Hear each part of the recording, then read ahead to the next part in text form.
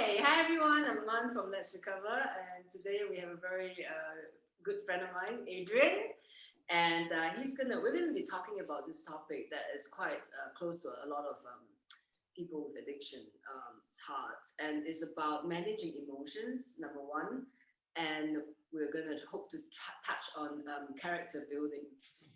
But first, we're gonna talk about managing emotions because I think.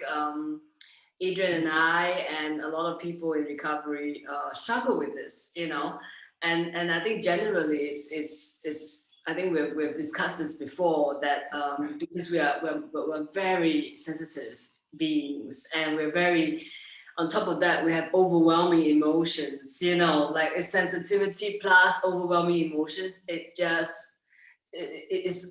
very unmanageable, the emotions part. So we're gonna hear what Adrian has to share. Over to you, Adrian.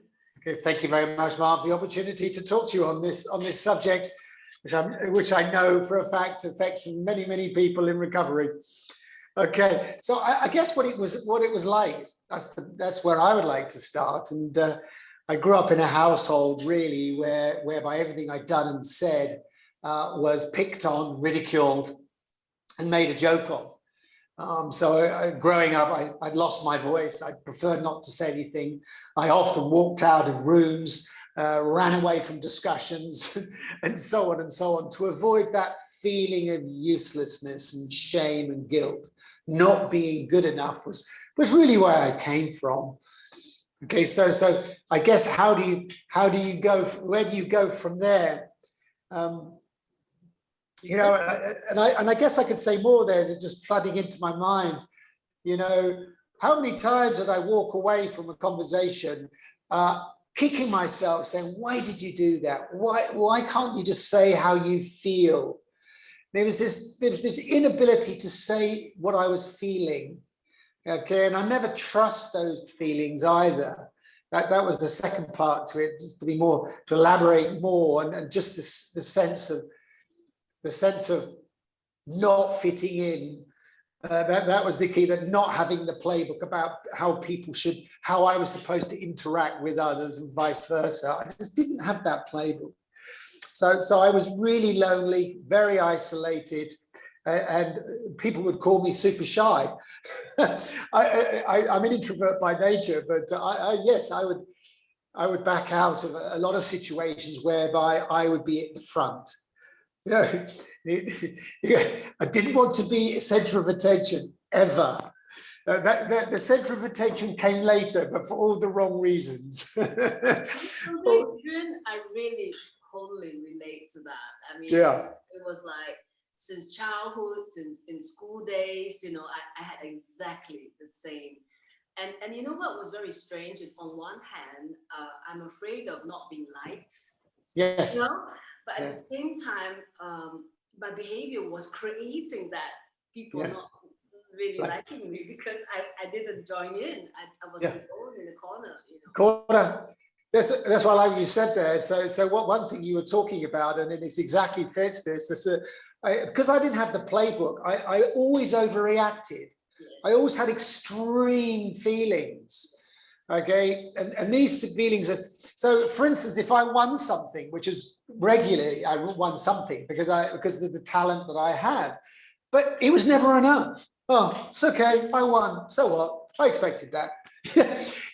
And then if I felt wronged, I would explode into this lava of emotion that just flooded out of me, and there's this huge extremes, and people looking at me going, "What's up?" Yeah. And of course those people soon realized that I was a nutcase, and therefore they didn't want to deal with me. They certainly didn't want to back or support me, which led to a lot of that loneliness. So that's what it was like.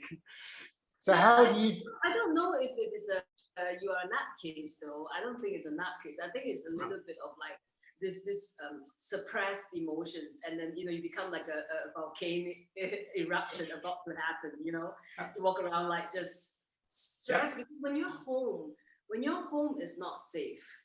Yeah. And I came from the same similar background where it's Chinese. It's a lot of like critical like upbringing, like you're never good enough, you're never And when you come from a family home environment where you don't feel supported and safe, you know, Yes. and you're a sensitive and emotional child, that's not a good combination, you know. Yeah.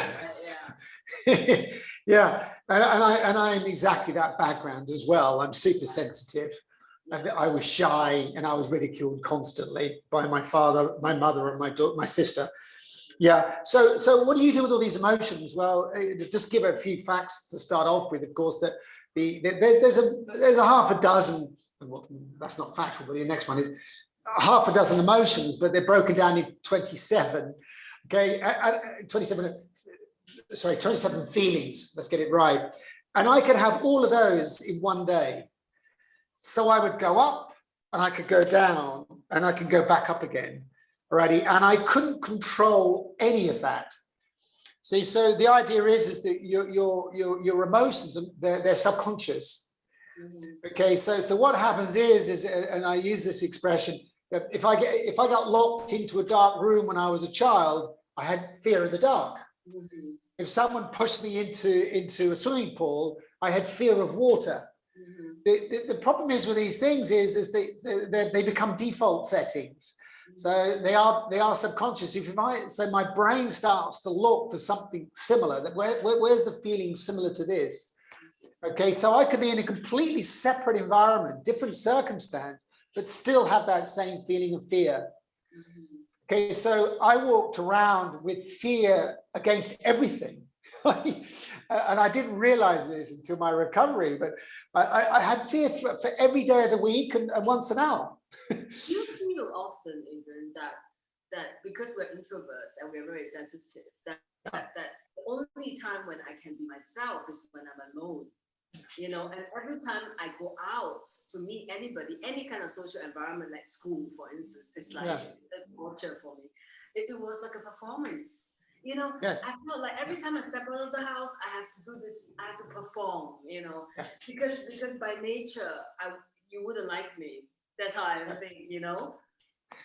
I so relate to that, and the way I describe that is, you know, and I ask this of other people as well. You know, I could be lonely in a room full of people. Yeah, that's me.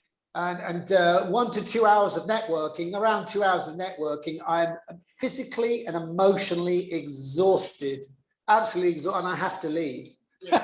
Because exactly what you said, I have to put it out there for my work, okay, but it doesn't make it any easier.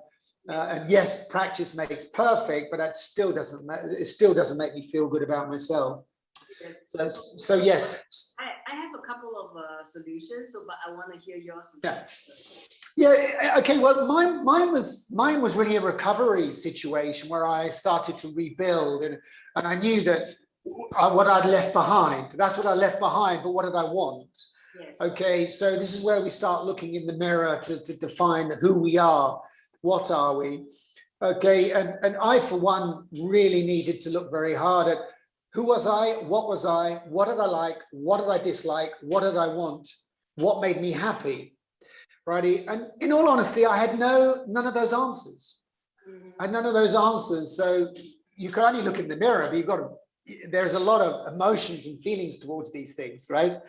Who do I want Adrian Hawkins to be? Okay, so what I wrote down was 6 topics.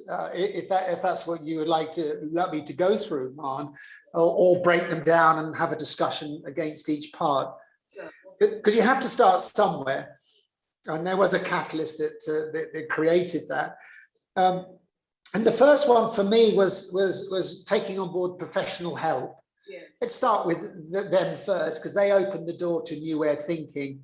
So I found myself a therapist, and they started to work on the analysis of my life to date, right? And obviously it's Pandora's box, right? So every so many weeks you have another revelation, and oh my God, do I do that? And then having to look at it more closely. But I say they because I've had 2 in a number of years now. But the individual I'm working with now is really on point, and I follow a lot that she suggests. And the next part to this is really journaling. because writing things down as you're actually talking out loud, it's the same. You're putting in writing, and